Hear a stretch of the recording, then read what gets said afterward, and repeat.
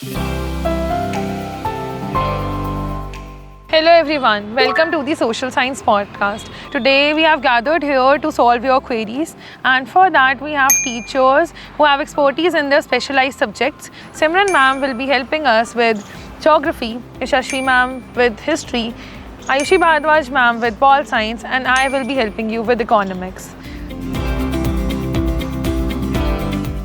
Starting with Simran ma'am. Simran ma'am, don't you think that students usually find map work very boring? And what can we do to make it interesting for them? Yes, maybe because they see maps as lines and symbols, but every map actually tells a story of people, power, and place.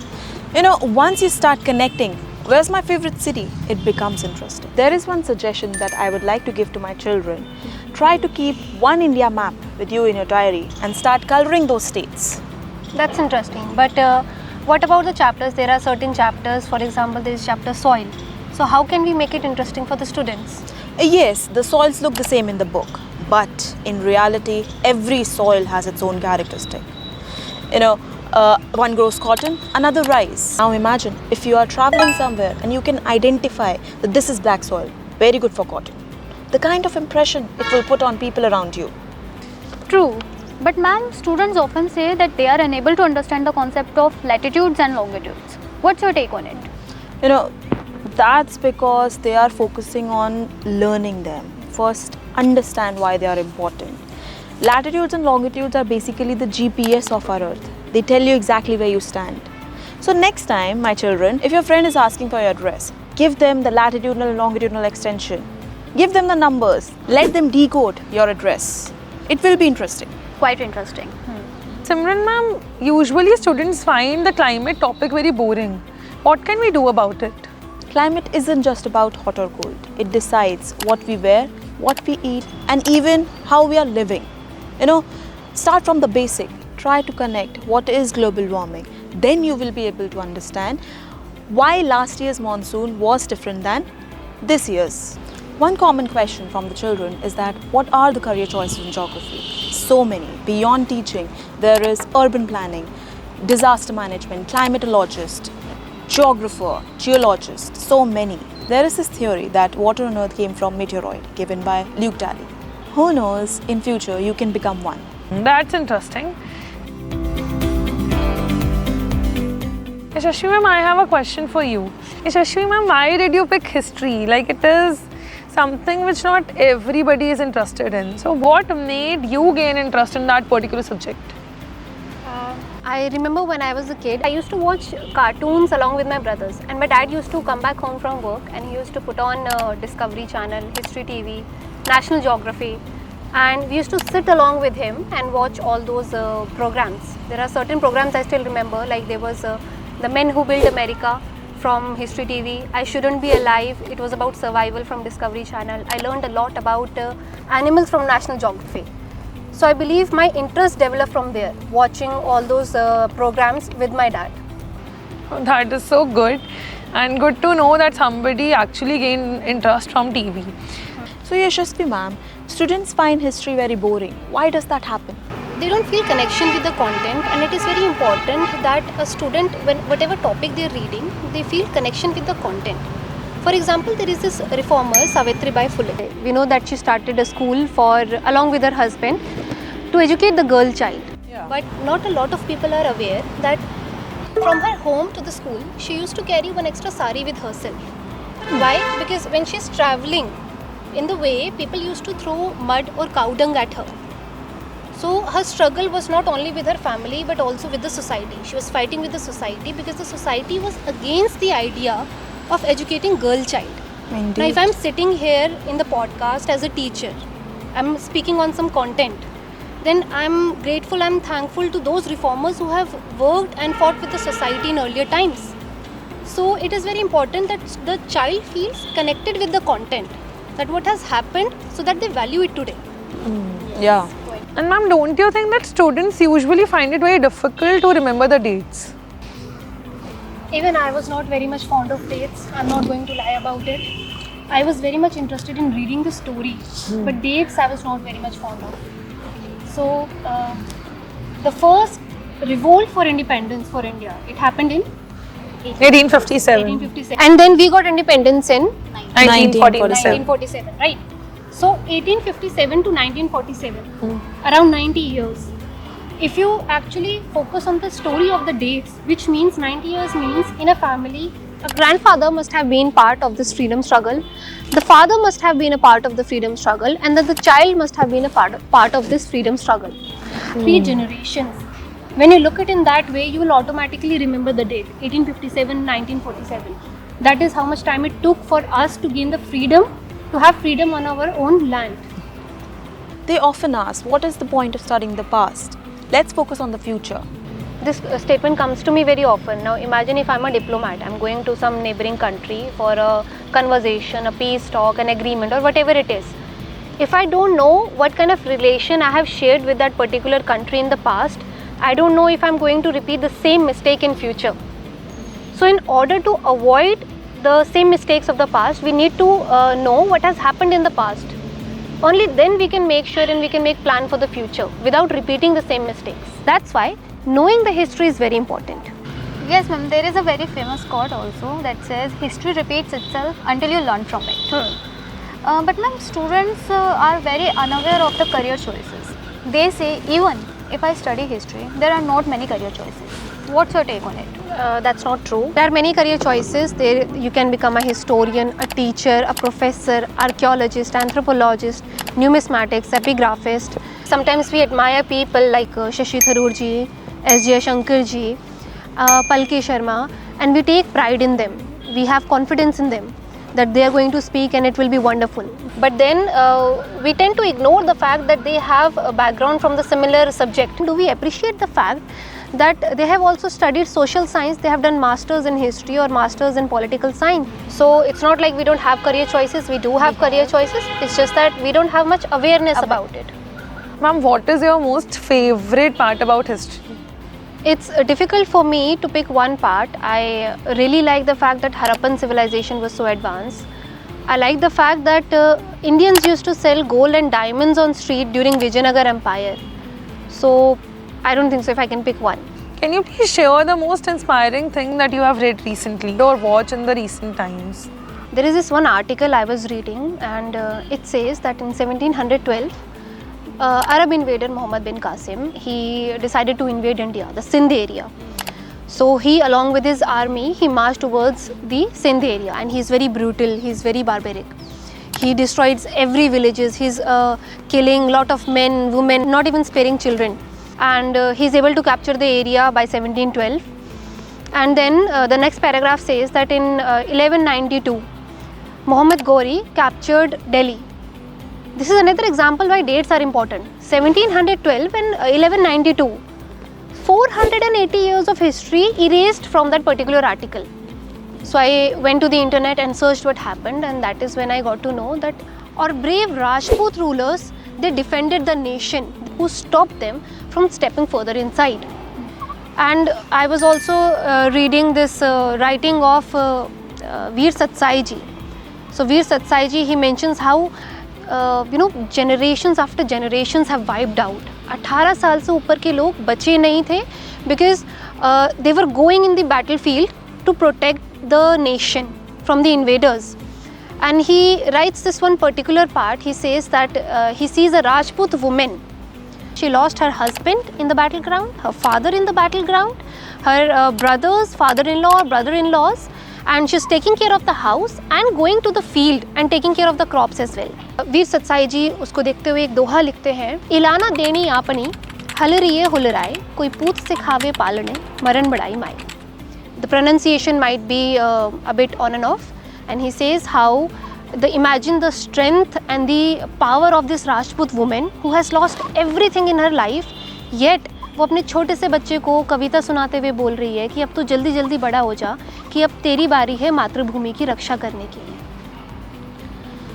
That kind of patriotism in Rajput women, in citizen. She's not a warrior who's going on the battleground. She's a citizen, but she still have that patriotism in herself कि वो अपने छोटे से बच्चे को बोल रही है, it is your duty now to protect your motherland. That is something I read recently which really inspired me. That is actually very inspiring. Yeah. Ma'am, I want to ask, how can students develop the same interest as you have in the history? Share me some tricks. I believe students in today's time, they have this huge advantage of internet, having internet. Whenever you're visiting somewhere, you can read about the monument, you can actually surf through the internet and read about the story of that place before visiting the place. It will actually enhance your interest in the place. If you read about some particular monument and then go and visit it, you will be excited. Oh, this is what I read about. That these are the musical pillars I was reading about. This is the Brihadeshwar temple I was reading about in my textbook. So they have this great opportunity with the internet. So if they use it properly, I believe they will be very much interested in the story, and automatically they will develop their interest in history. So Ayushi ma'am, students often feel economics as a burden because usually they don't have economics till class 8. What are your thoughts? That's something which every batch says once they see economics in the social science textbook, that ma'am, one more edition in SST, because they are more familiar with history, civics and geography. So economics does feel a little heavy. But when I link it with their real life, they begin to enjoy it. For example, I ask them that if you have 500 rupees, how will you spend it? Some say on stationery, some say on snacks. That's when I tell them that what you just did is resource allocation, which is one of the core ideas of economics. Yeah. That's when they feel that what they are studying and what they are actually applying, there is a connection between them, and that connection makes the fear just disappear like this. How will you say that economics of 9th and 10th is different from that of 11th? So economics that we are starting in class 9th and 10th, it is more like understanding basics, like what development means, how government is helping in growth, how people are earning their livelihood, or how poverty is affecting the country. But when we move to class 11th, we dive a little deeper into it. I would like to give you an example, like in class 9th, when we study economics, we understand how money helps in exchange. But when we move to class 11th, we understand that how money is created by the banks, or why there is a need for Reserve Bank to control the flow of money. So in class 9th and 10th, we are understanding what and why, and in class 11th, we are learning how. So it is the same story but with a little more detail. What is the importance of economics in the modern world? In today's world, economics is everywhere. When the prices of petrol rise, or when government announces its budget, there is economics behind it. And I often tell my students that when you understand the basic concept of economics, it makes you a more aware citizen, because we start questioning things like why unemployment rate is rising, or how can we help to develop India in a better manner. So such questions not only help in building a smarter individual, but also helps in building a smarter nation. Well, ma'am, what should we expect while picking economics in class 11th? So if you're choosing economics in class 11th, you should expect more of analysis and logic, because you will not just be reading theory. You will actually interpret data, compare graphs, and link theory with the current events. The best part about it is that you will start understanding news. Like GDP has grown by 7% or inflation is rising. You will actually know the real meaning behind it. And if you are enjoying, linking theory with the current events, then you will love it in 11th class too. And if you have enjoyed linking these concepts with real life, like how your family plans a budget, how a brand decides its pricing, then you will love economics in class 11th too. What kind of career options can economics lead to? That's something which every student gets curious about once they start liking economics. And for economics, I would say that it just doesn't limit you, it rather opens doors for you. And if you are choosing economics, you can go into banking, finance, marketing, business management, and even civil services. And if you look around, you would see that big companies use economics every day. Like Swiggy and Zomato, they study consumer behavior before actually launching their offers. Or when Indian government launched Make in India initiative, it was actually to boost production and growth. So that's economics in action. And I truly believe whether you want to become an entrepreneur or researcher or a policy maker, if you have basic understanding of economics, it gives you the power to take better decisions in any field. Ayushi ma'am, how can a student understand complex political theories easily? Well, political science is a very dynamic subject. For better understanding of political science, First, you have to understand the core principles and the ideas of any political theory. Let's just take an example of Marxism ideology. Marx, in his book Communist Manifesto, he gave the description about the worker situation in the country and the nationalistic spirit which he was very against of. Apart from that, we can use the visual aids as well as the mind maps for better understanding. Discussions and debates are a part of it. Yeah, they help us to develop critical thinking, I believe. Yes, they need to compare different ideologies and theories. Let's just take an example as Plato and Aristotle. So Plato and Aristotle, they both are of same age and the context behind is also same. But we need to compare their ideologies on the basis of their contextual understanding. So it is very important for students to think critically so that they will be better able to compare it. How will you say a student can improve or present their ideologies or whatever they have in their mind just like any other diplomat? They have the idea in their mind, what they want to speak, but how can they improve it just like any other diplomat? Yes, so we have MEN in our school. We are preparing students to become a diplomat and to think like them. The very first thing is to read the newspaper, articles, editorials. It gives them a lot of opportunity, and if you are talking about the newspaper, you have to develop the interest in reading the newspaper.